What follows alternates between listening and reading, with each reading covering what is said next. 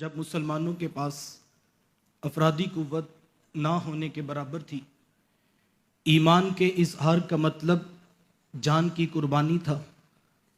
تن پر لباس پورا نہ تھا، فاقہ کشیوں کا دور تھا، دکھ، درد، تکلیفیں، مصیبتیں، پریشانیاں، ناموافق حالات کے جکڑ اور مخالفتوں کا ایک طوفان تھا جو اہل ایمان کی راہ میں حائل تھا، جبکہ دوسری طرف دشمنان اسلام تمام شعبہ زندگی پر غالب تھے۔ تجارت ان کی تھی، سیاست ان کی تھی، کاروبار ان کا تھا تو ریاست ان کی تھی۔ یہ سب کچھ تو ایک طرف، مرکز توحید کعبۃ اللہ پر قبضہ ان کا تھا،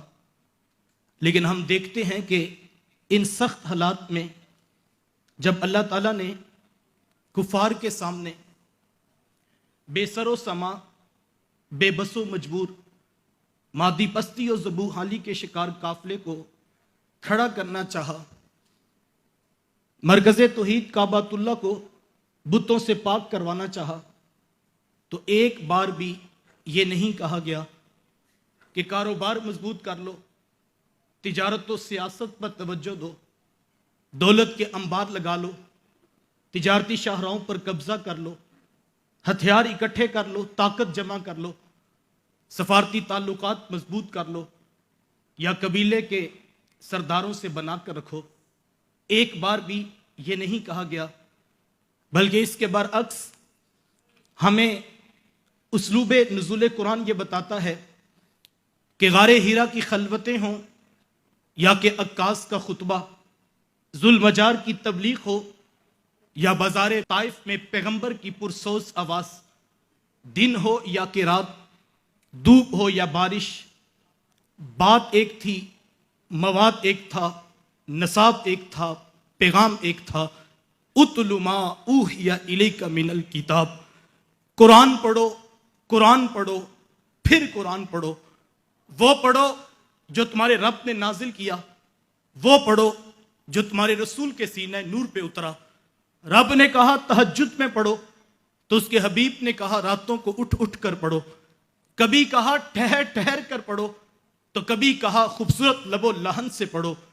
کبھی کہا ابی بن کعب سے پڑھو تو کبھی کہا عبداللہ ابن عباس سے پڑھو، عبداللہ ابن مسعود سے پڑھو۔ قرآن پڑھو، تلاوت کرو، غور و فکر کرو، تدبر کرو، نصیحت لو، عبرت پکڑو۔ یہاں ذہن میں سادہ سا سوال پیدا ہوتا ہے کہ ایک طرف کفار کی طاقتور ترین اسٹیبلشمنٹ کے مقابلے کا سوال، وہ اسٹیبلشمنٹ جو کوڑے مار رہی ہے، وہ اسٹیبلشمنٹ جو ہڈیاں توڑ رہی ہے، وہ طاقت جو سرے بازار ظلم اور جبر کی داستان رقم کر رہی ہے، اتنی بڑی طاقت سے ٹکراؤ کا سوال، اور جواب دو لفظی ہے، قرآن پڑھو، قرآن پڑھو، قرآن پڑھو۔ صاحب آخر تلاوت قرآن میں وہ کون سا نسخہ، وہ کون سا راز، وہ کون سا اسلحہ، وہ کون سا نسخہ کیمیا تھا کہ اہل ایمان کو بار بار قرآن پڑھنے کو کہا گیا؟ تو حضور والا وہ نسخہ، وہ راز، وہ طاقت، وہ نسخہ کیمیا نظریے کا استحکام تھا۔ قوم کو نظریاتی طور پر مضبوط کرنا تھا، ڈوبتے ڈگمگاتے یقین کو پختہ کرنا تھا، توکل علی اللہ کو بلڈ اپ کرنا تھا۔ کیوں؟ اس لیے کہ میرے حضور جانتے تھے کہ نظریے کا یقین ہی قوم کو اٹھ کھڑے ہونے کا حوصلہ بخشے گا۔ جتنا نظریہ مضبوط ہوگا اتنی قوم مضبوط ہوگی۔ اور ہم دیکھتے ہیں مکے کی زندگی کے 13 سال نظریاتی استحکام پر کام ہوا، دن رات نظریے سے قوم کو جوڑا گیا، لوگوں کے یقین کو پختہ کیا گیا۔ مکے کی زندگی کی جتنی قربانیاں ہیں وہ نظریاتی پرچار اور نظریاتی ابلاغ کے لیے ہیں۔ نظریے کی خاطر بلال کوڑے کھاتے ہیں تو خباب شہید ہو جاتے ہیں، نظریے کی خاطر حبیب بن زید کی بوٹی بوٹی نوچ لی جاتی ہے، اسی نظریے کی خاطر آل یاسر کے خون سے مکے کی سرزمین لالہ زار بنتی ہے۔ لیکن ہم دیکھتے ہیں کہ صدائے حق ہے کہ گونجتی ہی جا رہی ہے. کوچہ و بازار، کوہ و دمن، غار، پتھر، پہاڑ ایک صدا سے گونج رہے تھے، قولوا لا الہ الا اللہ لعلکم تفلحون. تمہاری کامیابی، تمہاری فوز و فلاح، تمہارا عروج، تمہاری بقا،